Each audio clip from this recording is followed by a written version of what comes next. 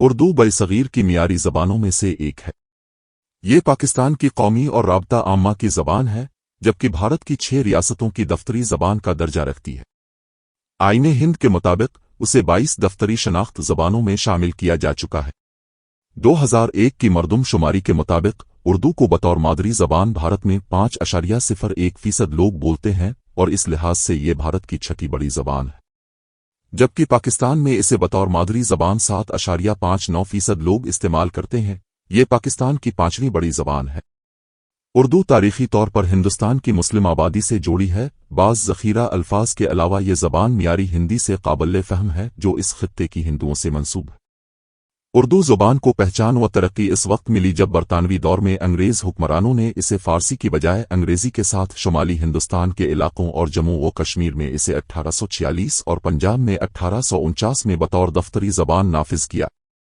اس کے علاوہ خلیجی، یورپی، ایشیائی اور امریکی علاقوں میں اردو بولنے والوں کی ایک بڑی تعداد آباد ہے، جو بنیادی طور پر جنوبی ایشیا سے کوچ کرنے والے اہل اردو ہیں۔ 1999 کے اعداد و شمار کے مطابق اردو زبان کے مجموعی متکلمین کی تعداد 10 کروڑ 60 لاکھ کے لگ بھگ تھی۔ اس لحاظ سے یہ دنیا کی 9ویں بڑی زبان ہے۔ اردو کا بعض اوقات ہندی کے ساتھ موازنہ کیا جاتا ہے۔ اردو اور ہندی میں بنیادی فرق یہ ہے کہ اردو نستعلیق رسم الخط میں لکھی جاتی ہے اور عربی و فارسی الفاظ استعمال کرتی ہے، جبکہ ہندی زبان دیونگری رسم الخط میں لکھی جاتی ہے اور سنسکرت الفاظ زیادہ استعمال کرتی ہے۔ کچھ ماہرین لسانیات اردو اور ہندی کو ایک ہی زبان کی 2 معیاری صورتیں گردانتے ہیں، تاہم دیگر ماہرین ان دونوں کو مانشاء لسانی تفرقات کی بنیاد پر الگ الگ سمجھتے ہیں، بلکہ حقیقت یہ ہے کہ ہندی اردو سے نکلی ہے۔ اسی طرح اگر اردو اور ہندی زبان کو ایک سمجھا جائے تو یہ دنیا کی 4تھی بڑی زبان ہے۔ اردو زبان دنیا کی نئی زبانوں میں سے ہونے کے باوجود اپنے پاس معیاری اور وسیع ذخیرہ ادب رکھتی ہے۔ خاص کر جنوبی ایشیائی زبانوں میں اردو اپنی شاعری کے حوالے سے جانی جاتی ہے۔ اردو ہندی زبان کی طرح فارسی، عربی، ترک زبان کی ایک قسم ہے۔ یہ شورا سنی زبان یعنی یہ زبان وسطی ہند آریائی زبان تھی جو موجودہ کئی زبانوں کی بنیاد سمجھی جاتی ہے، ان میں پنجابی زبان بھی شامل ہے، کی ذیلی قسم کے طور پر اب بھرنش سے قرون وسط 6 سے 13ویں صدی کے درمیان میں وجود میں آئی۔ 13 سنچری سے 19 سنچری کے آخر تک اردو زبان کو بیک وقت ہندی، ہندوستانی اور ہندوی کہا جاتا تھا۔ 1908 میں شائع ہوئی اے گرامر آف اردو اور ہندوستانی لینگویج کی کبھار پیج۔ اگرچہ لفظ اردو بذات خود ترک زبان کے لفظ اردو لشکر، فوج کا اردہ سے نکلا ہے، اسی سے انگریزی لفظ ہورڈ کا ظہور ہوا، تاہم ترک زبان سے اردو میں کم ہی الفاظ آئے ہیں۔ عرب اور ترک الفاظ اردو میں پہنچ کر فارسی قسم کے بن گئے ہیں۔ عربی کا اس خطے میں عمل دخل اس وقت شروع ہوا جب پہلے 1000 سال کے آخر دور میں عربوں نے برصغیر کے کچھ علاقوں میں بطور فاتح قدم جمایا، جبکہ کچھ صدیوں بعد وسطی ایشیا کے افغان ترک فارسی متکلم بادشاہوں نے فارسی زبان کو اس خطے میں متعارف کرایا۔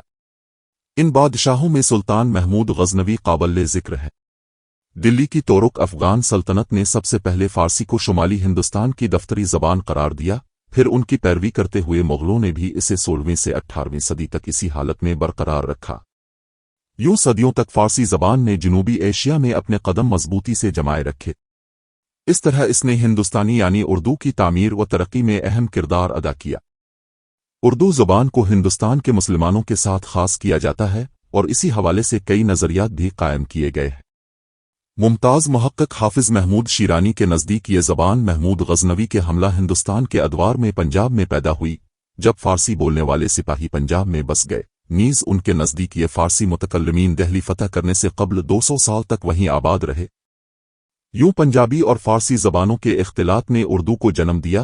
پھر ایک آدھ صدی بعد جب اس نئی زبان کا آدھا گندھا خمیر دہلی پہنچا تب وہاں اس نے مکمل زبان کی صورت اختیار کی۔ اس حوالے سے انہوں نے پنجابی اور اردو زبان میں کئی مماثلتیں بھی پیش کی ہیں۔ سندھ جسے مسلمانوں نے اس سے بھی قبل فتح کیا کے متعلق ان کا خیال ہے کہ وہاں مسلمانوں نے مقامی زبان نہیں اپنائی۔ شیرانی کے اسی نظریہ کو پنجاب میں اردو نامی مقالے میں لکھا گیا، جس نے اردو زبان دانوں میں کافی شہرت پائی، اور اسی کو دیکھ کر بہت سے محققین نے اردو کے آغاز کو مسلمانوں کی آمد سے جوڑنا شروع کر دیا۔ اس طرح دکن میں اردو، گجرات میں اردو، سندھ میں اردو، بنگال میں اردو، حتیٰ کہ بلوچستان میں اردو کے نظریات بھی سامنے آنے لگے۔ हकीकत में शीरानी से कबल भी सुनीत कुमार चटर्जी, मुही अल-दीन कादरी जोर जैसे बाज मुहक्किकीन उर्दू पंजाबी ताल्लुक के बारे में ऐसे ख्यालात रखते थे। अलबत्ता इसे साबित करने में वो दूसरों से बाजी ले गए। हाफिज शीरानी के नज़रिया की मुखालफत करने वालों में मसूद हुसैन खान और सब्जवारी जैसे मुहक्किकीन शामिल हैं, जिन्होंने उनके नज़रिए को गलत साबित किया। एक नज़रिया ये भी मशहूर है कि उर्दू मुग़ल बादशाह अकबर के लश्कर में वजूद आई, लेकिन बहुत से माहिरीन लिसानियात इसकी नफ़ी करते हैं। बरतानवी राज में फ़ारसी की बजाय हिंदुस्तानी को फ़ारसी रस्म अलख़त में लिखा जाता था और हिंदू मुस्लिम दोनों इस पर अमल करते थे। लफ्ज़ उर्दू को शायर ग़ुलाम हमदानी मुसहफ़ी ने 1700 ईस्वी के आसपास सबसे पहले इस्तेमाल किया था, भले ही उन्होंने खुद अपनी शायरी में ज़बान की तारीफ़ के लिए हिंदवी लफ्ज़ भी इस्तेमाल किया। 13वीं से 18वीं सदी तक उर्दू को आमतौर पर हिंदी ही के नाम से पुकारा जाता रहा। इसी तरह इस ज़बान के कई दूसरे नाम भी थे, जैसे हिंदवी, रेख्ता दहलवी। उर्दू इसी तरह इलाकाई ज़बान बनी रही।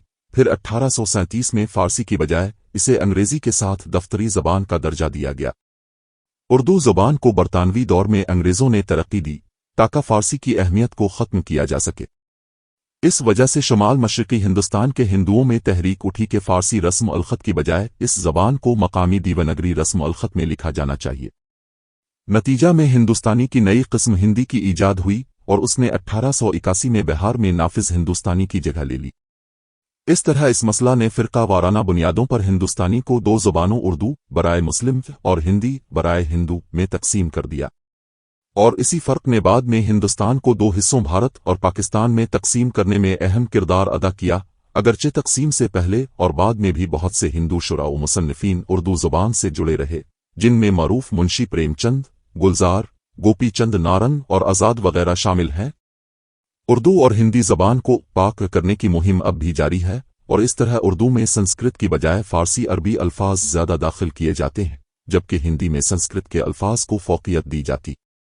इस तरीक़े ने तालीमी और अदबी ज़ख़ीरा अल्फाज को बहुत मुतासिर किया है, मगर उसके बावजूद दोनों कौमों में अब भी संस्कृत और फ़ारसी की जड़ बाकी है। अंग्रेज़ी ने भी इन दोनों ज़बानों पर गहरे असरात डाले हैं। उर्दू को पाकिस्तान के तमाम सूबों में सरकारी ज़बान की हैसियत हासिल है। ये मदरसों में आला सानवी जमातों तक लाज़मी मज़मून की तौर पर पढ़ाई जाती है।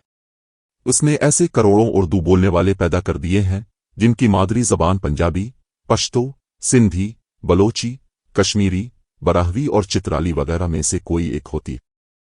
उर्दू पाकिस्तान की मुश्तरका ज़बान है और ये इलाकाई ज़बानों से कई अल्फाज जम कर रही है। उर्दू का ये लहजा अब पाकिस्तानी उर्दू कहलाता है। ये अमर ज़बान के बारे में राय तब्दील कर रहा है, जैसे उर्दू बोलने वाला वो है जो उर्दू बोलता है, गो कि इसकी मादरी ज़बान खा कोई और ज़बान ही क्यों ना हो। इलाकाई ज़बानें भी उर्दू के अल्फाज से असर पा रही हैं। पाकिस्तान में करोड़ों अफराद ऐसे हैं जिनकी मादरी ज़बान कोई और है, लेकिन वो उर्दू को बोलते और समझ सकते हैं। पाकिस्तान में 25 बरस गुजारने वाले 50 लाख अफ़गान मुहाजिरीन में से ज़्यादातर उर्दू रवानी से बोल सकते हैं। वो तमाम उर्दू बोलने वाले कहलाएंगे। इस हकीकत के पेश नज़र 2007 में सैयद नदीम अहमद ने उर्दू कौम का नज़रिया पेश किया। इस नज़रिया के तहत हर वो शख्स उर्दू कौम का हिस्सा है जो उर्दू समझता, बोलता और इसे अपनी मादरी आराबते की पहली ज़बान समझता है, खा उसका ताल्लुक कहीं से भी हो। इस नज़रिए के मुताबिक उर्दू कौम की तादाद सारी दुनिया में 30 करोड़ से तजावुज़ कर जाती है। पाकिस्तान में उर्दू अखबारों की एक बड़ी तादाद छपती है, जिनमें रोज़नामा जंग, रोज़नामा नवाए वक्त, रोज़नामा एक्सप्रेस शामिल है। 8 सितंबर 2015 बरोज़ मंगल को पाकिस्तान की सुप्रीम कोर्ट ने मुताल्लिका हुक्काम को फौरी तौर पर सरकारी दफातर में उर्दू बतौर सरकारी ज़बान के नफाज के लिए हुक्म दे रखा। अगर हमारी ये वीडियो आपको पसंद आई हो तो वीडियो को लाइक कर दें और चैनल को सब्सक्राइब कर दें। Thanks for watching.